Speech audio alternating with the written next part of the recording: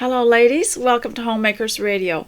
I have created this so that you can have something to listen to while you go about your home and while you do maybe some repetitive things or catch up on some things. And I hope that I speak long enough that I can provide something to listen to while you clean one room or do one job, and hopefully more. Now, I'd like to say that I'm very glad to be back and speaking to you, and I have had a microphone fixed up with my computer so that you can hear me a little better. And during the time that I've been away, we've been fixing things around here and fixing things up on the broadcast area. So I'm sorry to have been gone so long, but I hope that what I say today will make up for it. Now, the first thing we do, and I'm honored that you've come to listen, because this is such a wonderful era where you don't have to leave your home, you don't have to leave your children, and you can come to a seminar.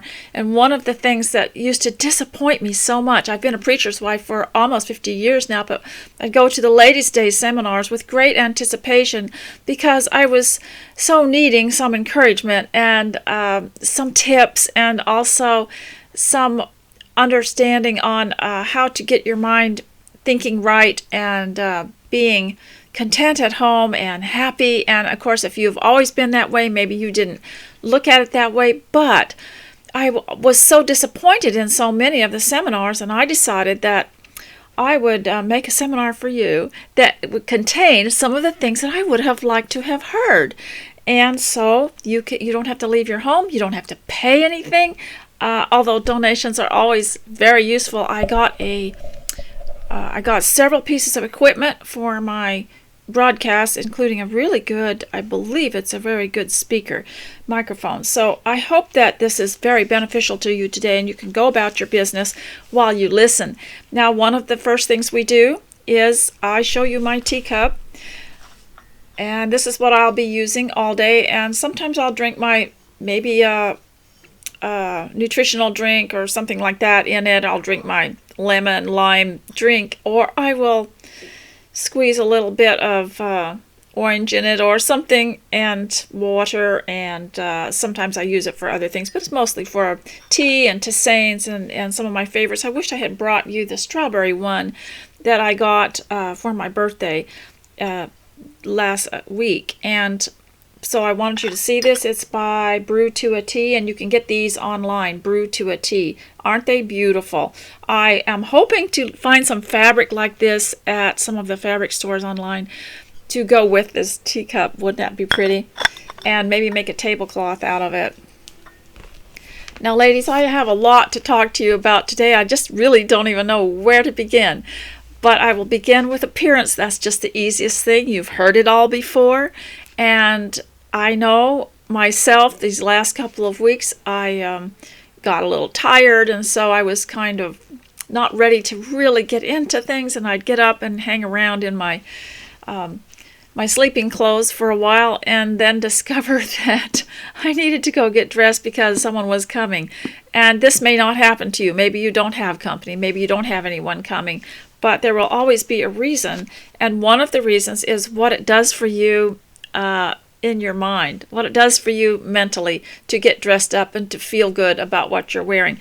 I have quit saving my clothes for somewhere else and saving my good clothes. I'm now down to wearing things around the home that I might have saved for church, and I have aprons, so it makes them last a little bit longer. And I would suggest you not hang around too much in casual clothes that don't make you happy, that, things like that can add to your discouragement.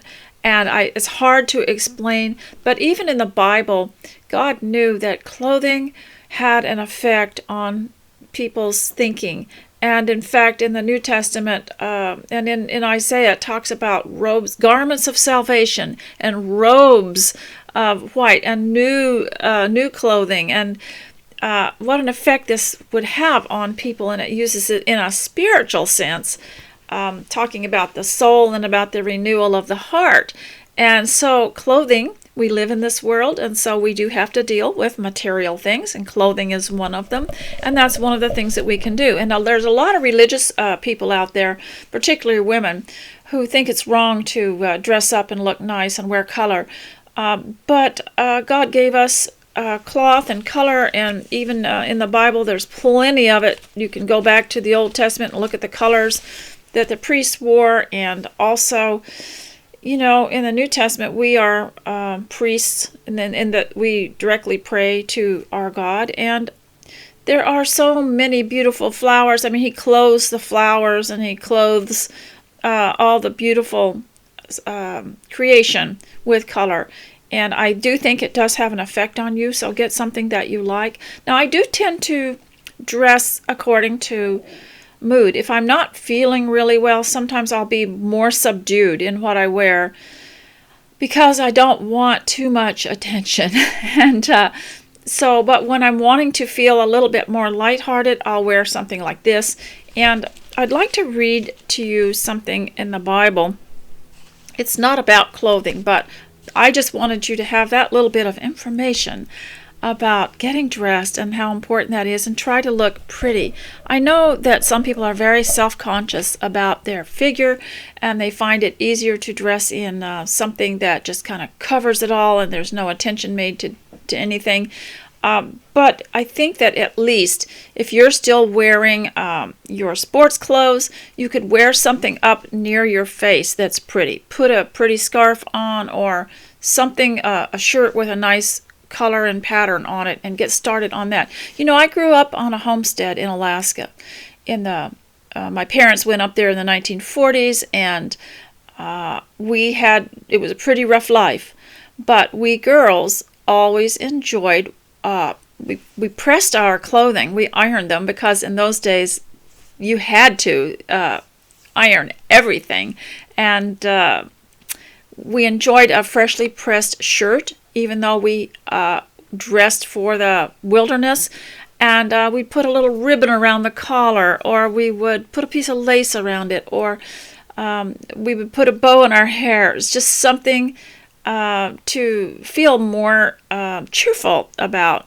And so, ladies, I hope you'll make an effort, at least for your home, because by now, during the war, we have discovered that home is everything. It's where you eat, it's where you socialize, it's where you create, it's where you work, it's where you comfort people, and where you recover from illness.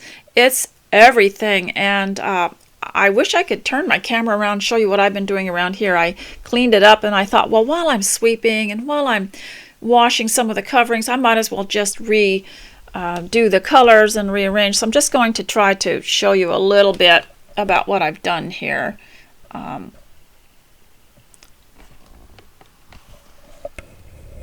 don't know if you can see that. We are going to try to have a slideshow. One of my descendants knows how to do that, and is going to put some of these things on a slideshow for you. But these are just some things where I've just got out things I already had. The towels and blankets and cushions, and sometimes I'll cover the cushion with a shirt or something that goes with what I'm trying to do. And then I'll get out some things that I've hung on to for years, and I've got a box of florals that you can take florals, these artificial ones, you can dye them, you can spray paint them, you can do many different things to them. And so this is what I've been doing here, and I wanted to have a more calm feeling in this room that didn't jump out at me. I don't want a bright spot anywhere. I don't want any drama. I just want a soft looking room. So I've chosen this blush color, which I just happen to have plenty of, and I had some blankets in that color. And the blankets were not really for show. They were just warm thermal blankets, but they had that color in it. And so I got some things out of my China hutch, and I got just different things that I already had. I didn't order anything. I didn't buy anything. Sometime I'd like to show you how I do all these things. And the other rooms are not presentable yet, but I would like to show those to you. Now, so getting dressed and getting your house dressed up is so important. And so now that I have told you to get dressed and shown you my teacup, I'd appreciate it if you would just take your device and go and get busy. I'm probably not going to actually show you anything more. I may read to you and give you some suggestions and some ideas and maybe some things that have inspired me that might inspire you. But I want to start out with the Bible here, and I'm going to read to you 2 Peter chapter 1, verses 5 through 6 and 7, because I have started something. I didn't need a new project, but I started something for my grandchildren on Zoom called You Thrive Academy. And so after a while, the mother joined me, and then a friend and her daughter joined me. And so now we have two mother-daughter sets and some young boys, and we have the granny, which is me. And so one of the things I wanted to do to start out with is teach them. I dip into homeschool materials and then make them more meaningful and give them a little more depth and practical application. And then they all have their little mini journals where they stick the information in them and do their homework and try something every week to do. And I'll tell you more about that later. But so one of the first lessons that I taught in this Thrive Zoom class, we try to keep it to an hour.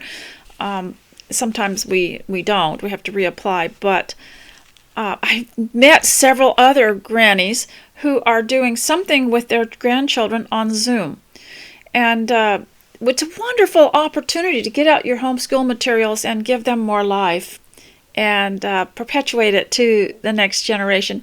And I know the mothers could do this, but they appreciate having a class. And some of these children like coming to something where there's an assignment, and then they have to report back the next time and show what they've done. And so I decided the first lesson would be how to add God's way. Adding is so important. Math is very important to God, and this is adding. And this is the verse. It's 2 Peter chapter 1, verses 5 and parts of 7. Make every effort to supplement your faith with virtue. Now, other versions say add to your faith virtue, although the Greek says supplement. Make every effort to add to your faith virtue, and to virtue with knowledge, and knowledge with self-control, and self-control with steadfastness, and steadfastness with godliness, and godliness with brotherly affection, and brotherly affection with love. For if these qualities are yours and are increasing, they keep you from being ineffective or unfruitful in the knowledge of our Lord Jesus Christ. And this is one of the things I'm trying to do on the You Thrive Academy and You Thrive University that I'm doing on Zoom for people that I love, is make them effectual and fruitful and effective in their lives. And this is one of the things that we lack in the homeschool movement, is that sometimes these children grow up with all kinds of good books and knowledge, but they don't know how to be fruitful or effective with it, and what to do with it, and how to perpetuate it, and how to use it, and how to become teachers of it later on. And so this is what I am trying to do. And this is, if you're elderly, this is one thing you might think about, is write down everything that you know. Write down everything you know, or you would like them to know, or you wish you had known, or wish you had had time to teach them when you were homeschooling. Write that all down, and now's our chance to go and do it again. So let me read a little bit more. Therefore, brothers, be all the more diligent to confirm your calling and election, for if you practice these qualities, you will never fail. So, what are these qualities? Adding to your faith virtue. Now, these words, we all have to look them up, then they have to report back as to what, they have to report the meaning and report how they would use them. Add to your faith virtue, and to your virtue knowledge, and to knowledge self-control, and self-control with steadfastness, and steadfastness with godliness, and godliness with brotherly affection, and brotherly affection with love. For if these qualities are yours and increasing, and that's something that I try to emphasize, is you don't just learn something from this verse and say, oh yeah, I know that verse. You increase it, you continue it, and you increase these qualities. Qualities must be increasing. They keep you from being ineffective or unfruitful. So if you have the question, what am I supposed to be doing? Now that I'm older, what am I supposed to be doing? And even little children will want to know, well, what's next? These qualities can all be a subject that bring other things, even creative things and knowledge of other things in them. And for if you practice these qualities, you will never fail. And of course, we're always trying to increase and to grow.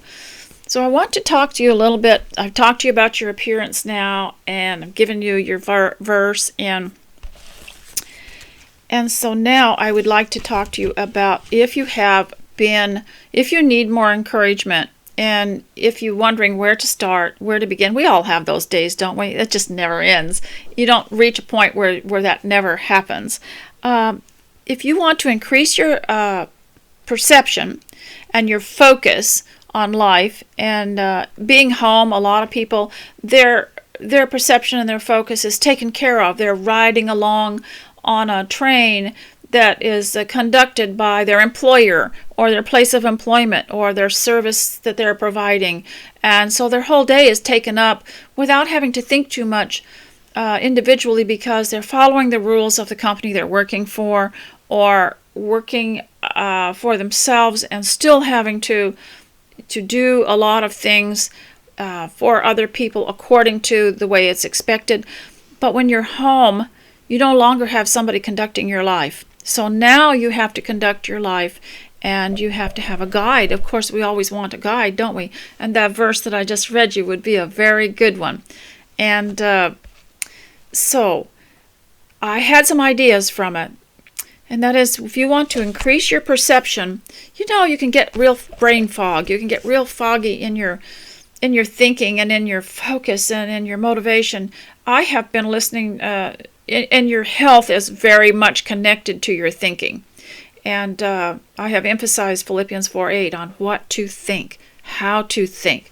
That's another thing we do in the Youth Thrive Academy and Youth Thrive University on my Zoom classes.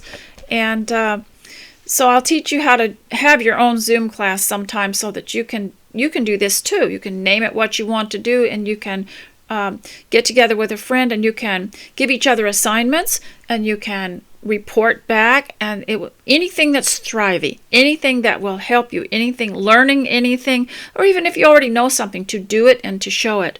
Show and tell, very important. So how to increase your perception, and I have figured out that your bodily health is closely connected to your thinking, to your ability to understand and to make good judgment. Your body health is so good. And so I have been listening to Dr. Berg on YouTube, and all of he just speaks for about 4 minutes, and I can digest it, and I can understand it, and how these things help. He talks a little bit about some things like brain fog and how to take care of yourself, and it's so good.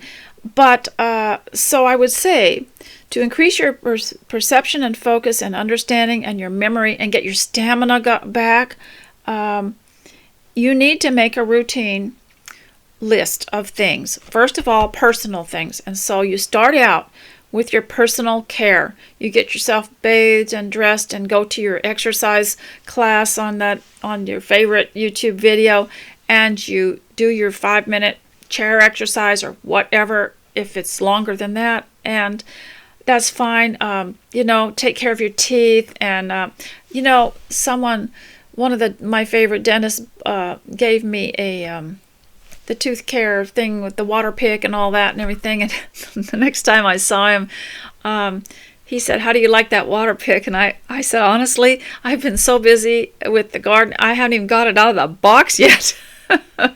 So I decided that this week I'm going to get that thing out of the box and learn how to use it and take better care of myself. And then there's your taking care of your body, and then your nutrition. And so it's not just exercise, but just taking care of yourself, going for your walk, reading your scriptures and thinking on them, singing, having a little devotional for yourself. And I warned you about waiting till Sunday to let the church service be all your fulfillment, because that's only for 1 hour, and it's meant for a group of people. What you cannot ever cater to anyone's specific needs in the church service, although we are dedicated to going to encourage one another and to take communion and to worship. This is so important. And you need to realize that how that feels on Sunday. Have you ever been disappointed after Sunday? Ever been disappointed in the worship service and the whole atmosphere? How that you feel about that is going to be largely dependent on what you do Monday through Saturday. And if you can develop a time for you, sometime where you will read, where you will discuss some things directly to God in your prayers, and where you'll go for a walk and be alone and have yourself a nice little worship service for yourself. Maybe sing a song, have a prayer, be personal. And then you'll find that taking care of yourself mentally and spiritually and physically is going to increase your ability to focus. Okay, you'll never wake up and say, well, what am I supposed to do today? Well, where do I start? Because after you have made this list of these personal things that you must do as a homemaker to be able to really thrive and keep your family thriving, you're the what is the cog in the wheel, they call it. You're it, and you're the one that's going to help them all.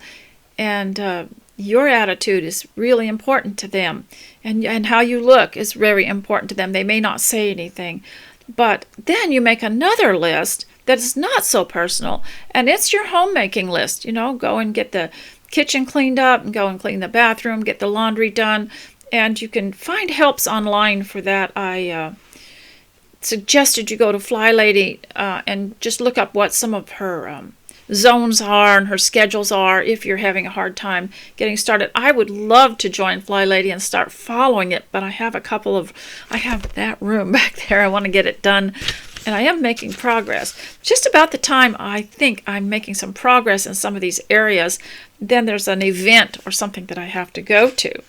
And we've recently completed our train trip on the Royal.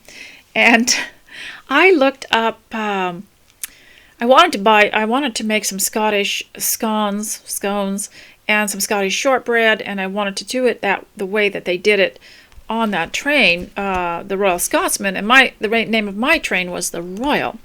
And so I looked it up and found a man named Darren McGrady, and he used to be a cook for the Queen, and he'd go to Balmoral in Scotland and cook all these things. So he had the recipes there, and I watched the videos, and they were just perfect. All the food I made, I followed a lot of his recipes for my train trip, and he was really interesting. He lives in Dallas, Texas, actually, because he came to work as a chef for President Reagan and several of the other presidents afterwards. And now he has a catering business in Dallas, Texas. And of course, the Southerners just love him because they're, I believe, closer to being related to the British. And anyway, he has a little corgi stuffed animal dog that he refers to every now and then, and it's his little sidekick. And he has a beginning of his videos. He says, Winston, come back with that leg of lamb. And he's made a little cartoon character out of him, and he also talks to him during his cooking lessons. And he makes a character out of him, and they kind of talk back and forth. But he has a time when he reads his mail. And I never thought about that, to read my mail. And some people like to read their mail because they get a big kick out of some of the rude comments. And one of the comments that he read was that someone objected to him coming to America and teaching British cooking, and that he was a fake chef and a fake dog, and he wasn't being a chef to anybody, and he said, and you even have a fake dog, and he said, Winston is real. Winston is not fake. And he said, some of you people just ought to lighten up a little bit and enjoy life. So when I was listening to that and I was cooking these things for my train, I thought, what if some smart person who's maybe one of the passengers or someone who just drops by and notices we're doing train says, this is not a real train, then I would probably say to them, but this is real food. And what do you mean this is not a train? This is a real train and we're on a real trip. And some of you people just need to lighten up a little bit. But we had a wonderful time on the train, and everyone followed all the rules of the train. And I had a bit of a problem with the doorknob see, this is an old house, and there's just things always popping off, and there was a doorknob in the bathroom that it had a lock on the inside that was very old, and it was one of those things that if you turned it, even the adults could not get back out because they couldn't figure out how to unlock it. So I had put a piece of tape over it so they would not lock themselves in, because I was tired of trying to get little kids out and elderly women out.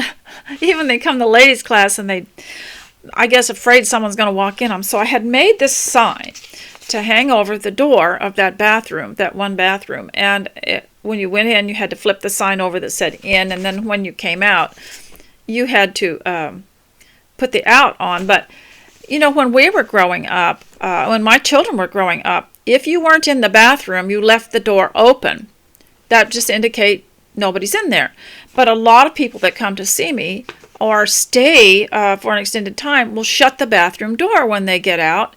And so people were always knocking to find out if anyone was in there. And so I made this in and out sign. And so one of the passengers, when the train had stopped for off-train activities, went to a hardware store and got me a brand new doorknob that works, and you punch in the little button when you go in to lock it, and then you just turn the doorknob to get out. So I don't think anybody will get stuck in there. The next thing I want is a new door. And I got a lot of nice new things out of these passengers because it was a working holiday for them and for their fare, for the cost of this journey. These luxury train holidays are quite expensive.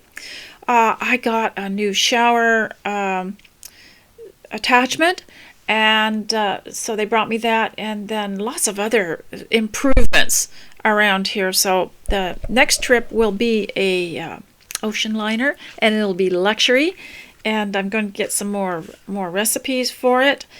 And so, see, why did I stop talking and start talking about it? Well, I wanted you to read my review.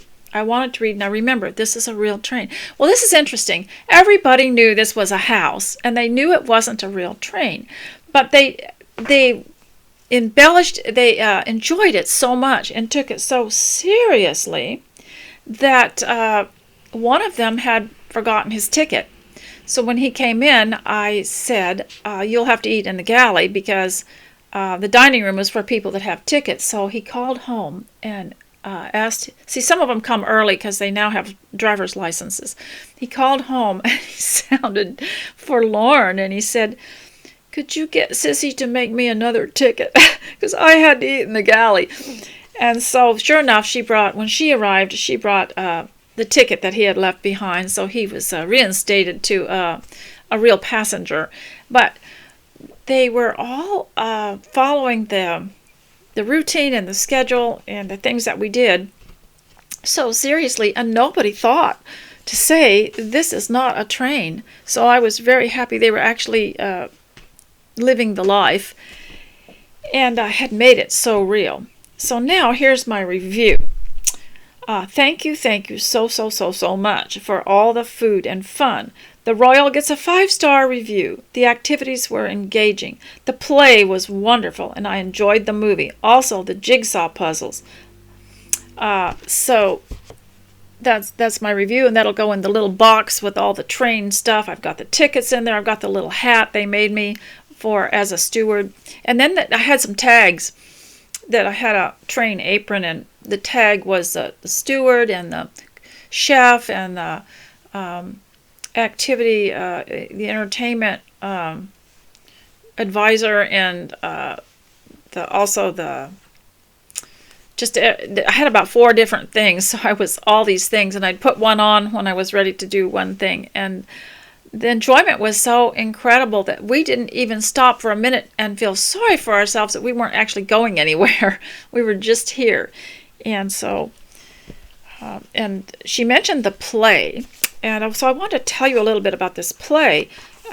First of all, we read a story, and it was just the simplest little story, if I could find it, I'll show you the picture here. And it was called Castle Building. And it was just a little story in McGuffey Reader. Now, in McGuffey Reader, you'll notice it has, they label their paragraphs by number, 1, 2, 3, 4, 5, 6. And you can use the 3rd McGuffey Reader or the 4th McGuffey Reader. They have stories in them. And I thought, well, we'll just make a play out of it. But the person that had typed up we had made a script, and we'd done it on Zoom, and the person that had printed off the script as we typed it up had forgotten it. We were going to copy it and give every actor a script. And every passenger had a role to play. And but the script never came. So one of the children, who's only 9 years old, looked at this and said, well, why don't we just pass the book around, because you could just say what number that we're on. You say number 5, And so we had this boy building a castle. So we had, of course, all these props. And the cat was supposed to come and knock the castle down. And so we found all the props, all the blocks, and we didn't have a cat. So we just made one out of construction paper, and then had one of the actors take the cat and knock the castle down. And then the boy has a reaction to this, and so his brother comes along and tells him that it's no good crying over spilt milk, you could just rebuild it. And then his sister has something to say, and then his father comes in and says something. It was fun and so enjoyable to give everyone a part, and for someone to pretend to be a dad or someone to pretend to be a mother, and just enjoyed it so much. And I got such a good laugh out of it. That was more fun than any movie we have ever watched, doing it all. And I was the narrator, and it was so fulfilling. And I thought that it might be fun sometime, not just fun, but very educational, to find something in one of these readers. And because the numbers, what we would do is we would pass the book around. And we'd say, okay, now it's your turn, Father. You read, number 6, 7, and 8. And we pass the book around and pass it on to the next character, and which was brilliant because we didn't have to do any work. We didn't have to. But I thought it might be interesting to choose a story and then mix the characters up enough that someone who wasn't likely to play the big brother would be the big brother, and have the sister become the mother, and the mother become the sister, just to walk a little bit in somebody else's shoes and to have an understanding. And we didn't manage it this time because the 9-year-old wanted to be the 9-year-old boy in the story, and the sister wanted to be the sister, so that's how we did it. But it might be fun to mix it up a little bit sometime. So I wanted to tell you that because it was an extra thing that we did, that home provides life encouragement in many different ways, not just a place to come and sit down and watch a movie. Now, the review mentioned a movie that we watched. We found in my collection of DVDs a movie to watch, and we also, but home can provide so many other things. You can actually go on a trip. Now, all that came from that little story that I wrote in Just Breathing the Air, about how in the middle of winter I was from a big family, and the children would line up the chairs in front of the window, and because we grew up seeing trains. Whenever we went on a trip, we saw a train. We would draw pictures of trains. We would get our crayons out and color pictures of trains. And because that was the most colorful thing. In those days, they were very colorful. And so we would play train when we were growing up. And so that all came from that little story. Only the whole house became a train, and we just did it in such a big way. And their cabins were all supplied with things that they would need. And so many different things can be done from the home. Now, if you are having trouble, and we all have our moments, of getting started or trying to get a grip on home life, and you're not used to it because you're used to going somewhere else. Now, I have been in captivity since July last year, but I did break out. They sprung me and took me to a friend of ours' tea gathering for the ladies. She lived quite a ways away, so I got to have my first ride out of here. Nothing changed. I didn't see any changes or anything that would interest me beyond visiting her. So I did come out of captivity for her. She was quite flattered. And so here is a plan. I got it from the recent bulletin, church bulletin that Mr. S. writes today. So I wanted to read that to you. And that is, try to plan your day or your week so that you have a workable plan. Now, when you do that, and especially you young ladies at home, don't do it expecting that it would all work out that way. You know, you can cry and say, well, I tried to plan, but none of it worked out.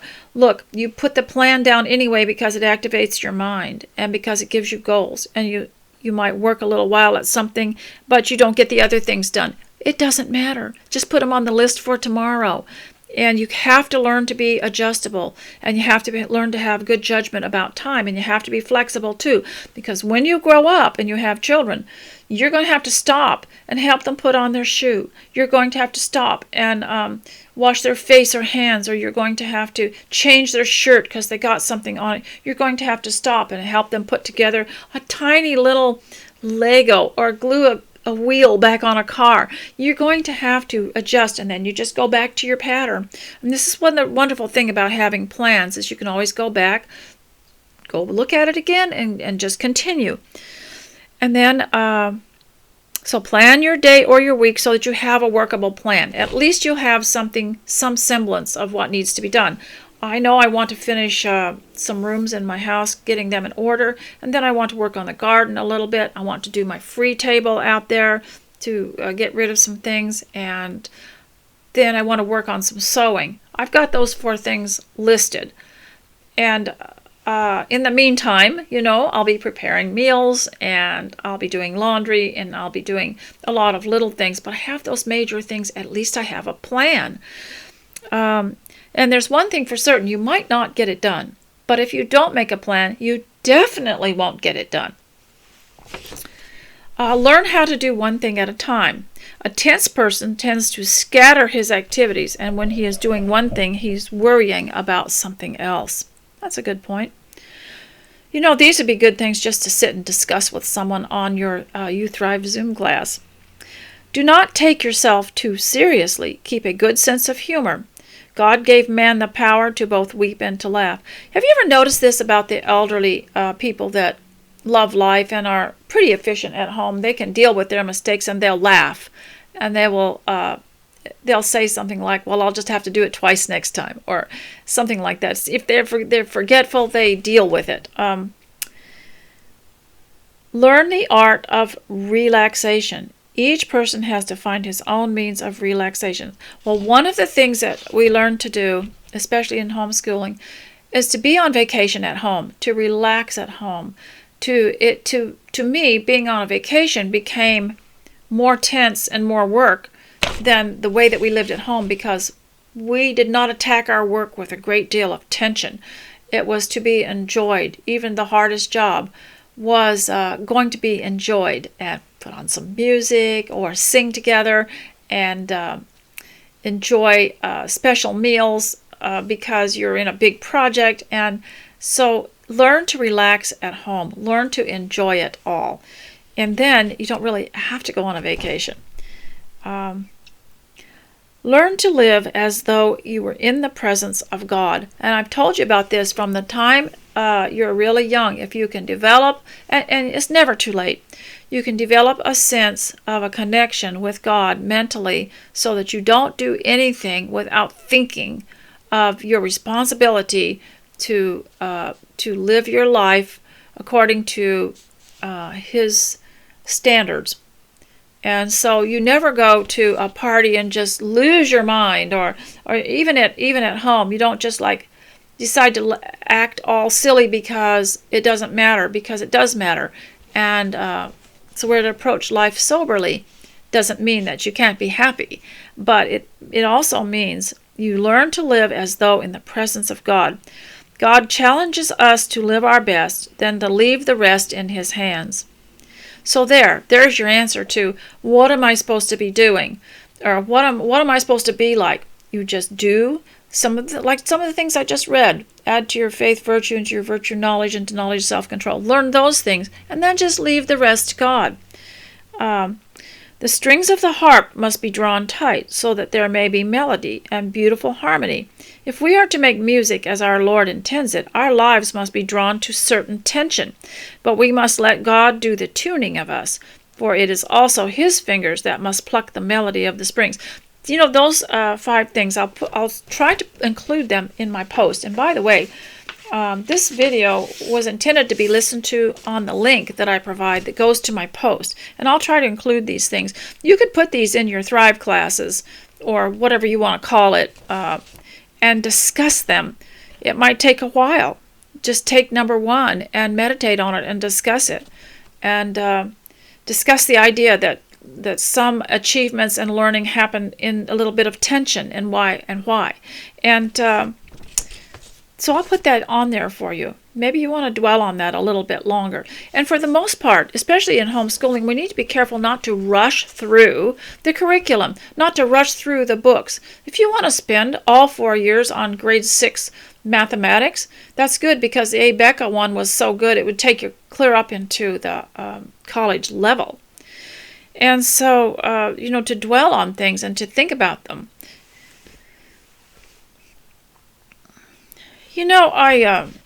We used to, back in the 80s, we used to go into some of the Christian bookstores, and they'd have beautiful art in there and things for your home that would have Christian statements on them, or encouraging statements. And there were 2 that I would look at and think, no, that seems so trite and seems so simple and seems so almost silly. Why would I want to have that in the house, Well, I'm just now maturing to the point where I could understand them. And one of them was, and maybe you weren't like this, but I was extremely busy and extremely practical, and had no room to get too sentimental about a lot of things. But these 2 sayings, I keep running into them because I'm going through some of Emily Barnes' books, and she had some of these sayings in her books, and pictures of her home with little plaques that had things to think about on them. And one of them was a picture of a present, and it was tied up in a ribbon, and the ribbon was slightly untied, and it said, "Life is a gift, untie the ribbons."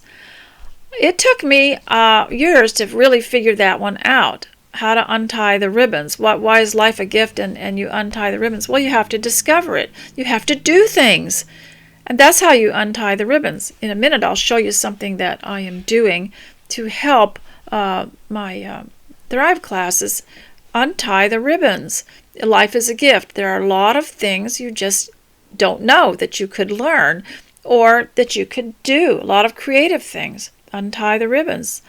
And the other one was bloom where you're planted. For some reason, that just... what it was a message of contentment. Bloom where you're planted. As we're growing up, we think of all kinds of great, we're just going to be great. We're going to go do something great. We're going to be a concert pianist. And we're going to be a great artist.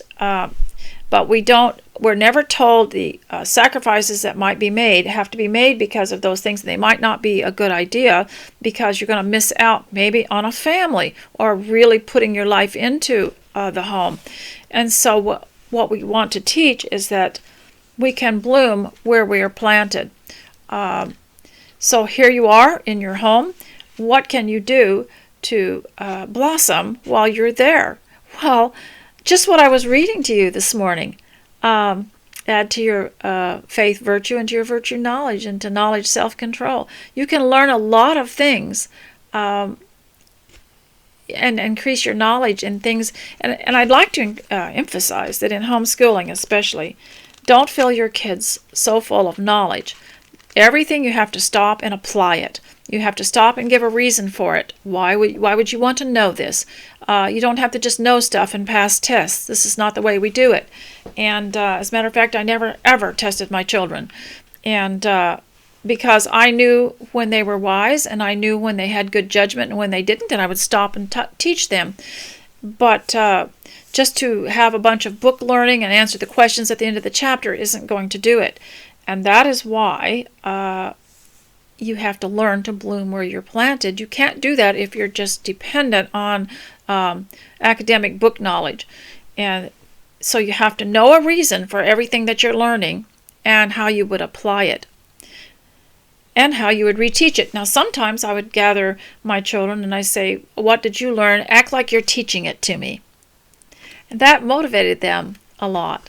Instead of just being subjected to a grilling of their knowledge, I want to know, teach it to me and tell me why I need to know it.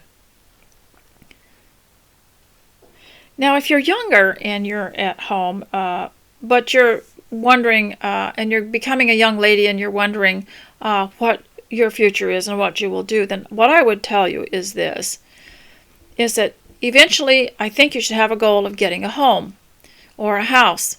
And you should in the meantime, treat your own home as though you would your own, as though it were your own.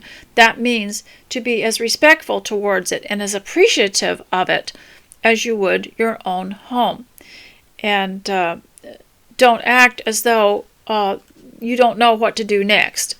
Because what you have to do next is what would benefit your own home and your own family that you're with now. What would be the best and most loving and kind thing and edifying thing for them.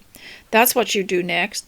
And you increase your abilities, you increase your talents, you increase your skills, and you look for ways. I know plenty of people who have never ever worried about what they were going to do because they had such a big list of things they wanted to try that they would never have been concerned about that. So if you are wanting to teach and you don't have anyone to teach, my opinion is don't start a group. Get a one-on-one class going for someone and leave it at that until you figure out how much strength it's going to take from you, how much mental strength it's going to take, and how much time it's taking out of your home. You might think, I'm going to teach someone for an hour and be done with it. But that's not how it works, because you'll be busy thinking of the next week, and then you're going to lose some time in your home too. So be thinking about, instead of trying to get a group together, a group of ladies together, try to find one and just teach one-on-one, because the impact of one life on another is so great, and you don't need a huge group. That's why I never worry if there's only 20 that come here, or 10. That's all I need. I don't really need the whole world. And because you can take what you know and you can pass it on to one other person. We don't need one teacher that has 1,000 students. We need one teacher. Each of you have one. You can do far more.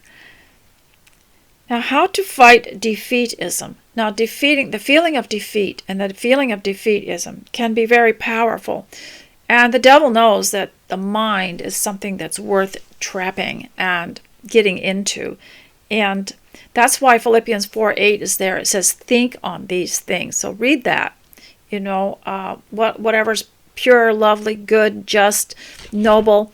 think on those things. Those are other words that need to be studied in depth, and you could write a whole curriculum on all those words, on how to apply them, how to think them, how to think and what to think, what to think about. It will also help you to distinguish between what's a good value and what's a not so good value. I'd like to show you that sometime on a little old-fashioned scale that I have, how to develop a set of values. So fight defeatism by learning to think properly. And you feel those old gloomy thoughts coming along, you say, nope, get away from me, I'm not going there, and then go straight to Philippians 4:8 and start reciting it and reading it. You can write down some things like that, stick it in your little apron pocket, and as you're going outside to take out the trash or hang out the laundry, just get that out, and don't let anything knock you down. I'm talking about mentally and spiritually. Another thing you can do is create a good course for yourself. Just because you're a homemaker now and you're married and you have children doesn't mean that it's too late for you to have a course of study. And someone sent me this little book called Beautiful Home on a Budget by Emily Barnes. And I was looking in this thinking she had so many suggestions that I might just take. We get these books and we flip through them and kind of mentally accept them. And we think, oh, that's a good idea. Take another notebook and start a course. So I'm going to do the first suggestion here, how to do this. And she has the art of creative seeing, and then she has another, the rules and how to break them, and how to think and rethink a room. And so I thought, well, I'm just going to do 1 page a day and just create a course for myself. How many times have you, and you probably have books, you probably have things around that you could do that, one of the reasons that I often get a subscription for someone for Victoria Magazine when they have a sale, and I'll get a subscription for several of my friends, is because of what you can do with it. They always go to a different country, and this time they went to Denmark, and they have a story about Denmark. Well, a lot of times these stories kind of trail off and you wonder, well, where's the rest of it? Well, what they're doing is they want you to go online and read their issue online where the story continues. But where more references and knowledge are there. So they went there, and then they always have something. I love that they always have a center page here with a floral and a saying. And then they have, they do the interiors of houses and historic houses, and there's much you can learn from these. And, just like having, an outdoor meal, and they have all the recipes for it. And so I used all these. In my homeschooling because they started before curriculum existed. And we found ways to take something like this and look at it and figure out what's going on in the picture and do we like it? Is it appealing? Would we want to reproduce it in our own lives? And so I wanted to discuss a few other things too before I go. My time is running out, and I'm going to stay on another 5 minutes. But one of the things we want to discuss is home etiquette. This is important because home is now everything. It's where we learn our manners. Now you can go out into the world, into the public schools and work and different places, and they have rules, and that's what you obey, and that's the etiquette. There's certain ways you have to act around employees. There's certain places you have to follow rules if you're shopping. But home has to have an etiquette too. And so I thought of 2 things because I was observing during our train trip. Someone had come to the door when the train stopped and asked for me. And I had retired already. And so they asked for me, but one of the passengers said, "Oh, she's in bed." So I had to tell them all that one of the rules of home is if someone's in the shower or in the bathroom or asleep or in bed or sick, you don't say those things to the person that's inquiring. You will say, they are not available right now. I will give you a mess. I'll give them the message that you've been here and they can contact you or text you, okay? But you don't say, we can't talk to my dad, he's in the bathroom. Or you don't say, well, my husband's not available right now, he's still in the shower. Or because here's the problem. Or my mom is sick in bed. Because, first of all, it freaks people out if there's somebody sick and they've come that close to the door. But the other thing is, you don't want to say things that sends people a mental picture of someone doing something personal or is not modest, or she's in another room changing her clothes. No, you don't want to do that. And it's hard to explain this, but these are personal things, and you don't want to have anyone's mind or imagination grasp a mental picture of someone who's asleep. And it might not seem too harmful to you, but this is not a good thing. We also have to have our privacy. It's not anyone's business exactly what we're doing. You don't even need to say, well, my mom can't come to the phone. She has her hands in dough. You really don't need to say anything. Oh, your mom is cooking? What's she making? You don't have to reveal everything. Just say they're not available.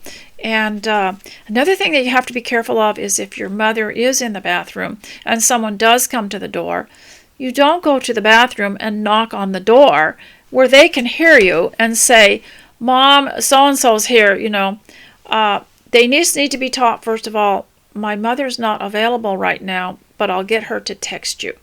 Or I'll go get my mother, and then if they go and they find out she's not available and she tells them, just tell them I will text them. I'm not available right now. But you don't go and tell the details of all this. Now, the other thing I wanted to say while I still have a little bit of time is rude remarks. Now, we've run into this years ago, even decades ago. Didn't really recognize it as a rude remark, but people were always asking about your education. And what kind of education? Where'd you go to university? And some of us who were homemakers and dedicated to the home, and even some who were highly educated, decided they didn't want to answer it anymore because it made a judgment on yourself. These people will size you up according to that standard of education. So they decided they didn't want to answer it at all, even if they were from a university or had graduated from a prestigious college. So they began to say things like, my education comes from my life experience and from the Bible, which emphasizes understanding and good judgment and thrift, and they name a lot of other things, or how to have a prosperous life and how to avoid financial failure. And and if they insist and they get a little belligerent, some of them would say, I don't have education from institutional learning, something like that, even though they did. Not that we want to offend, but sometimes conversation also can deteriorate, not only in that situation, but it deteriorates in the home. Now, I found this with elderly people, myself, and being a preacher's wife, I've noticed this a lot, is that older people often sit in front of television sets, and so they're absorbing this negative information. They're absorbing a lot of things, and also they're watching the advertisements, which are, talk about things that shouldn't be talked about, bodily functions and everything like that, and they spend a lot of time at the doctor's office and in waiting rooms and stuff, and so their whole social life revolves around this kind of talk. So when they come to my house, we prep each other in our family and say, now so-and-so comes and she tends to want to talk about this and this, which is rather, you don't want to talk about things about surgeries and things and in detail, and which turns everybody's stomach while you're sitting around drinking tea. And so we prep each other and say, let's find out how can we keep this on a good note, on a high note, on a thrive note. And so you need to prep each other on how to take something in that conversation and lift it up beyond what they're talking about. there have been a lot of deteriorating conversations, and we just need to lift each other up on higher ground. Remember that song, "A Higher Plane That I Have Found," and that's not an airplane. And to lift people up on higher ground and kind of go. Maybe I could post that song if I can find it for you, so that you could listen to that and keep your conversation on higher ground, on purer things. There's these church songs we sing, "Purer Yet" and "Purer," and "More Holiness," and things like that. And think about that in terms of conversation with people, and don't indulge them in the lower conversation. And you got to think about your children too. If you have little children and you've got company and they're talking about stuff that those kids do not need to worry about, and it's constantly about the morose and the discouraging, I don't even like it myself, and I'm elderly, but I see that in a lot of people. And so deteriorating conversation, you have to get it up on higher ground. And there are techniques that you can use, and you can take maybe one word that they have said and say, "Speaking of, I heard," or "I experienced," or you can get out something, you could get out some objects, get out a little book, or get out a card you received from someone, get out something new that you've bought, or you could just do what Fanny did in Sense and Sensibility when the conversation got too tough. She said tea, and Emma did the same thing when the conversation got so unpleasant. She said, "I see the tea is coming. Let us go and have some." And so what's really hard, though, is if you've already served tea and you're sitting there. But you can also ask if they'd like more, and find a way to interrupt the debilitating conversation. Now, ladies, I don't have anything else for you today. I mean, I have a lot of things here, but I really must go. And so I hope that has been beneficial. Would you leave me a comment on my blog? I know I hate to ask ladies to do that because you have to stop and do something. But I don't have comments on the YouTube channel. But you can go over to where I've posted this, and you can read the other things. I'll try to post what I read here from the bulletin. And I hope that this has lifted you up and that you got something done. So I'll talk to you later. Bye.